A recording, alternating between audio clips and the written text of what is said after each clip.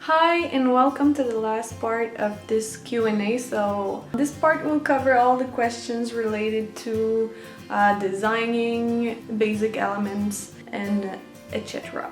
The first questions are related to how I come up with designs and how I brainstorm for designs. I'd say 95% of my designs are not thought of in advance. What I usually do is just start and then the ideas for the next lines, elements just come up, but I know this is really hard. So it just comes with practice.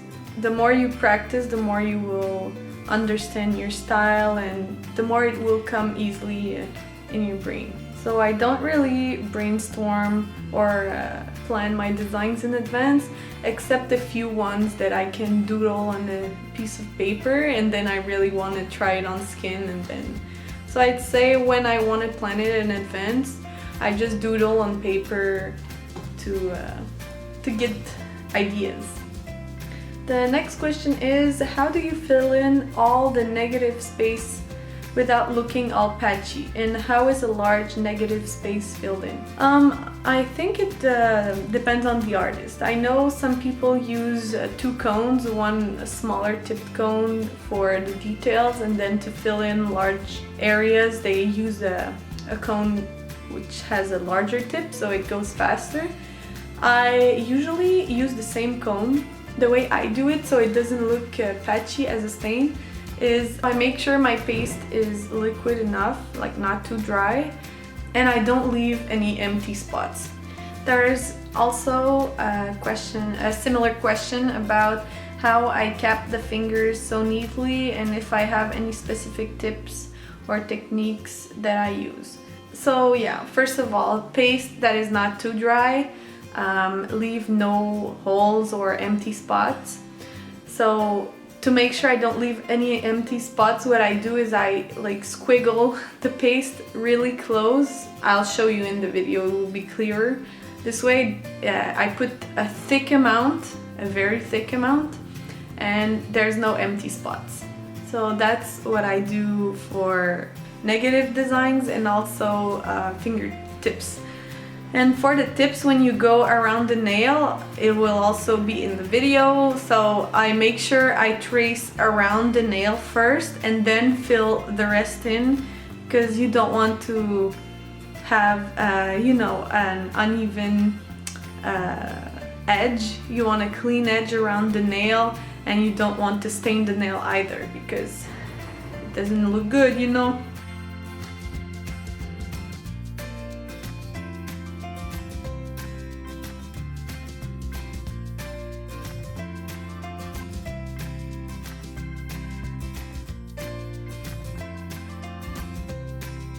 How do you get the lines this perfect? I mean, always straight to each other and perfectly around your finger. It is partly because of the powder that I use that is super fine and allows me to do really straight lines. It's also because I don't draw the line, but I lay down the line. I'll show you this in a video. This way, it doesn't look squiggly and it's super straight. And the way I wrap it perfectly around my finger is that I never, well, sometimes I do, but most of the times I don't do both sides on the same day or at the same time. I start by one side, do all the details, and then a day later or a few hours later I do the other side. This way I can really lay it down flat and go all around and make sure that all the lines connect. I don't draw the design straight on paper like this.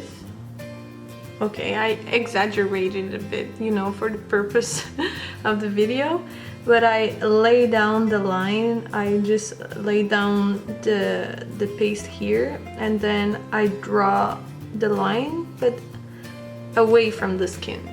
So the lines are like 200% cleaner when you do that. I'll do another one drawn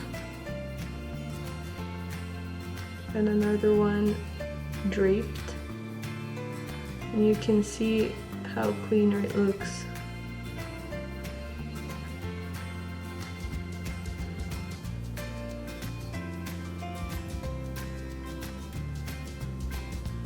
So this way you just lay down a dot, a tiny dot, and then you continue pressing and you just guide the paste to where you want it to fall.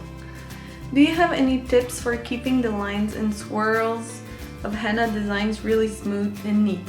I have trouble with squiggly lines and messy designs. The paste is really important for clean designs. I mention it all the time, but if your paste is too dry or too liquid, it would either make lines that are broken with the dry paste, or the design will melt together if the paste is too wet. So you have to find a right balance, and I think it comes with practice. So clean designs definitely come with practice. But what you can do to help is to make sure your paste is ideal. This way it will really improve your work. So to keep the lines and swirls of henna designs smooth, I'd say use the same technique, but also take your time. You can't do a perfect swirl in 2 seconds.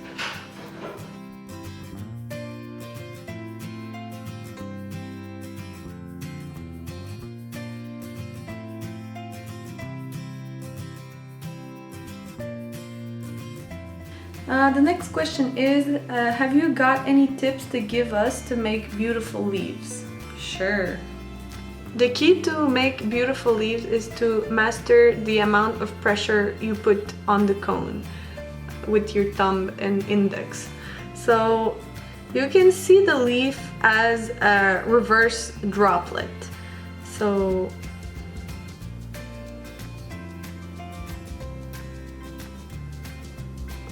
what you do is you first start like a dot, then release the pressure a bit, and then continue drawing a smaller and smaller tip. So if you want to do it with stems, you can draw the stems in advance to make sure you're placing the leaf exactly at the right place. So you start and apply a big amount of pressure, then release more and more until you stop. Same thing on the other side, release and stop. If you don't want such a round edge here, you can also press the paste and make it join with the stem like that. And same. And this really comes with practice. You probably won't get it the first time, but it does come with practice. Another tip that I find is really important to draw nice leaves is to hold your cone at the 90-degree angle from the paper. If you press, just like dots, if you press from the side, it'll come out super wiggly. So if you try to make a dot on the side, it doesn't look as good as if you do it straight from the top like that. I'll try to zoom you in. So these are our dots that I draw from the side. You can't really control their size or their shape because they kind of come out in all directions. But if you do it straight at a 90-degree angle, you can master the point at the dot and it will come out exactly as you want it to. So I'll try to zoom in, but it's really close. It's the same thing for leaves. So if you let me draw 3 stems and show you. If you draw a leaf from the side, oh no, wait, I was not from the side.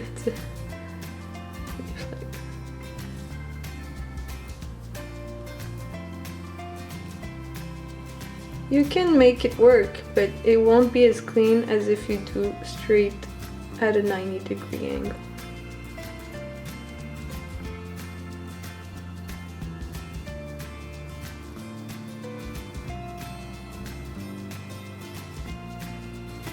See how cleaner it looks?